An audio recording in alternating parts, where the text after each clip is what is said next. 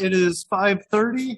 Welcome to the regular city council meeting of the City of International Falls. Our first item on the agenda is to pledge allegiance to the flag. If you could all join me. I pledge allegiance to the flag of the United States of America and to the republic for which it stands, one nation, under God, indivisible, with liberty and justice for all.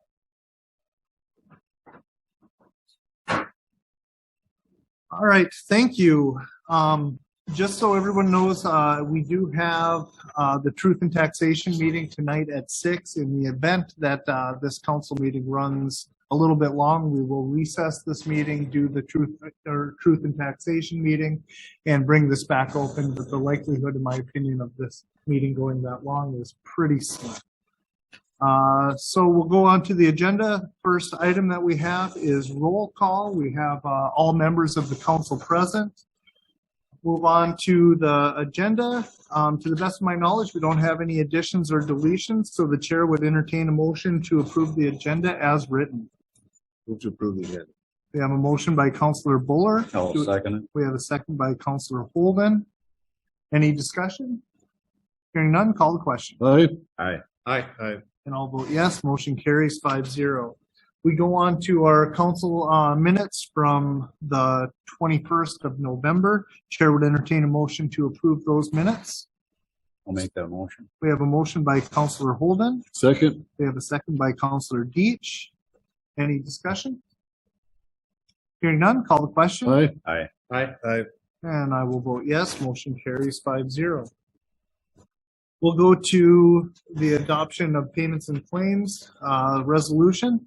The first we have City of International Falls transfers going to the 101 General Fund is $366.61, and that's coming out of this 812, the lodging tax fund. That's for total transfers of the $366.61.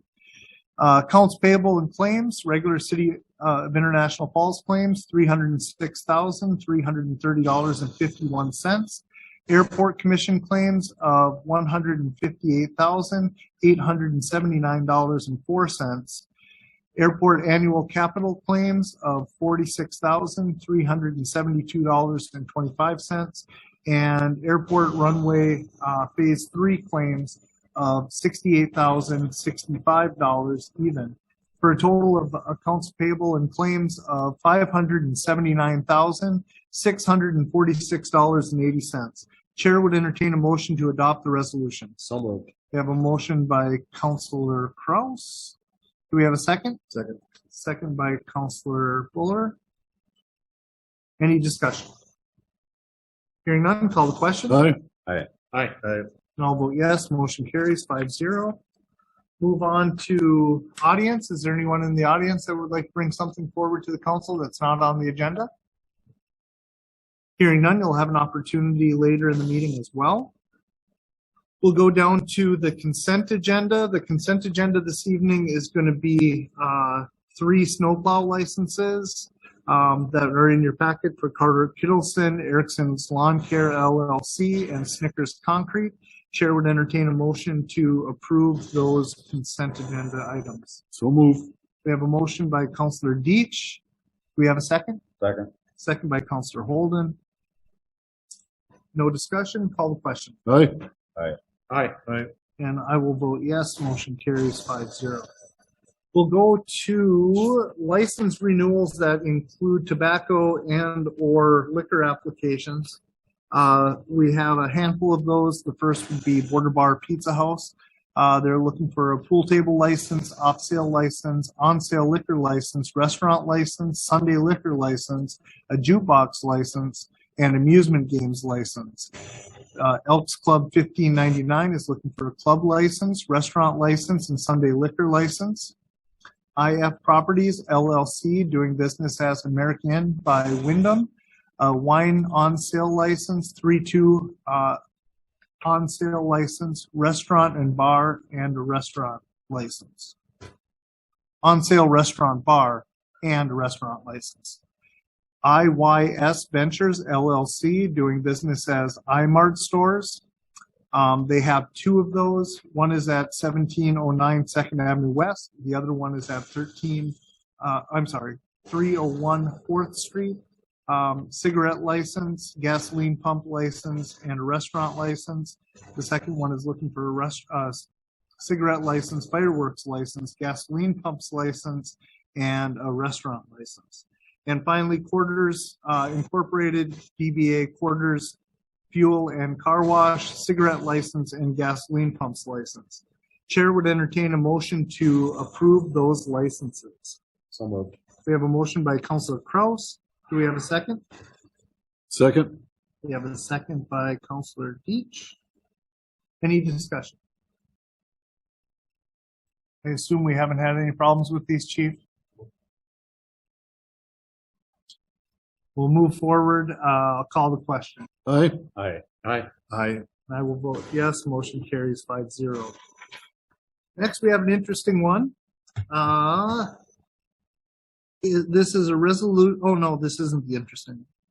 A resolution designating the 2023 polling places. Betty, you want to just give a little background information on that? Sure, Mayor, Council, thank you. Minnesota state statute was approved, I believe, back in 2017, where they want this done annually, whether we have an election scheduled within our city limits or not. They're to be designated on an annual basis before the end of the previous year. So therefore, we need to put these in front of you. We do have allowance for state statute in the event that there's an emergency to change it, or something happens that we have to change polling places, we can still do that, but they do need to be designated prior to the beginning of the year. So that, therefore, this is in front of you today. Okay. And we have East Ward is going to be the Evangelical Covenant Church. They're going to use the gymnasium at 1631 First Avenue East. Center Ward would be Bob Walls Memorial Union Hall at 509 3rd Street. And West Ward will be St. Thomas Aquinas Hall at 810 5th Street. Chair would entertain a motion to adopt a resolution designating those polling places. So moved. We have a motion by Councilor Buller. Do we have a second? Second. Second by Councilor Holden. And we do have an election coming up that'll be utilizing East Ward with the county commissioner race. So I guess it does make sense that we have it. So you never know when something odd's going to come up like that. Any discussion? Hearing none, call the question. Aye. Aye. Aye. Aye. And I will vote yes. Motion carries 5-0. Now for the one that's a little bit odd. Resolution for parallel parking only on 7th Street from 2nd Avenue to 3rd Avenue. Please come forward. Good evening, Mayor, Council.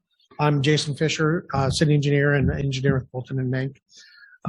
You guys have asked us to design a municipal state aid street by the city garage, 7th Street from 2nd Avenue to 3rd Avenue, and also 2nd Avenue from 7th Street to 4th going north.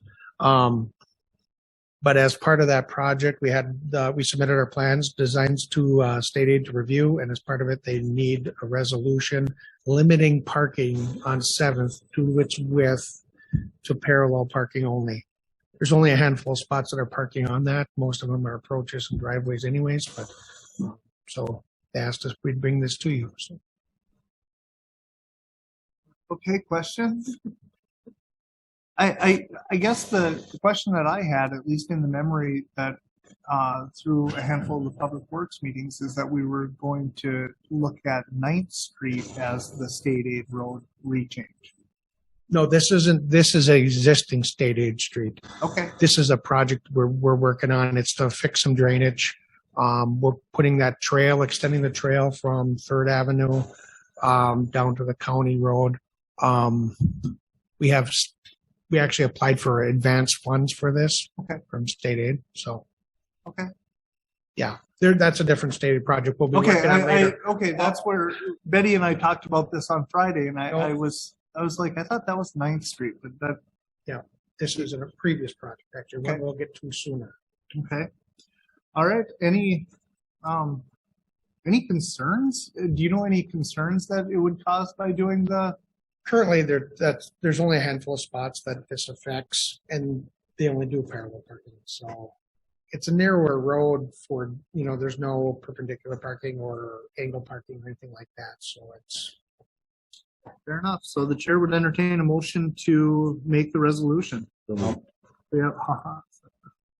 All right, we have a motion by Councilor Buller. Second. We have a second by Councilor Holden. Any discussion? Hearing none, call the question. Aye. Aye. Aye. Aye. And I will vote yes. Motion carries 5-0. Thank you. Thanks, Jason. All right, next, approve filling vacant maintenance worker 1 position with an internal posting and external advertising if there is no internal candidate. Chair would entertain a motion to approve that filing. So moved. Or filling, sorry. We have a motion by Councilor Buller. Do we have a second? Second. Second by Councilor Holden.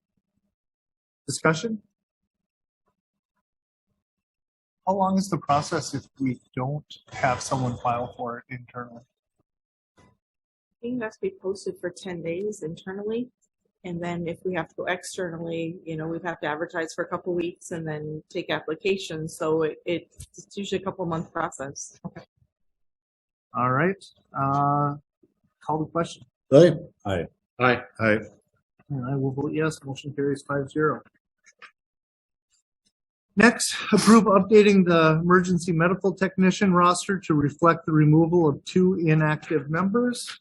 Chair would entertain a motion to update that roster. So moved. We have a motion by Councilor Deitch. We have a second. Second. Second by Councilor Kraus. Discussion? Hearing none, call the question. Aye. Aye. Aye. Aye. I'll vote yes. Motion carries 5-0. Next, we have approve and allow necessary expenses for 4 ambulance employees to attend the 2023 Arrowhead EMS Conference and Expo, January 25th through 29th in Duluth. Chair would entertain a motion to allow those expenses. So moved. We have a motion by Councilor Buller. Do we have a second? Second. Second by Councilor Holden. Discussion? Hearing none, call the question. Aye. Aye. Aye. Aye. And I will vote yes. Motion carries 5-0. Any other business from before the council? All right, we'll go to boards, committees, and department heads. We'll start with the city administrator. Thank you, Mayor. I just have one item just an update that I will be participating along with a couple other city election judges in tomorrow's recount over at the county board. I believe we're beginning at 9 a.m. So I'll be going over there about 8:30 to help with that process. Anything else? That is everything. Any questions for the city administrator? City attorney is not present. She's not the city attorney yet. You gotta wait. Ms. Nelson, do you have anything to add this evening? All right. We'll go to department heads. Chief, anything? All right. In your packets, you have the police monthly report for November, and you also have the fire and EMS monthly report for November. Report of the mayor's council committees, boards, and commissions. Last time we had spoke, Walt, you had said that you were going to see with the airport commission if we had any update. I will address part of that. I did speak with Kyra and Walt, and I trying to understand exactly where this funding question is that she is having, and the 170-some thousand, I believe, that is budgeted for our portion of the airport is the percentage of the grants that each entity is responsible for, split between the city and the county. They are not meeting and able to meet with FAA until January to understand if they can use those funds to offset those dollars. Therefore, we need to budget those dollars until they get verification from FAA that the money they'll be receiving can be used for those. expenditures. So And anybody else have anything from boards and commissions from forward?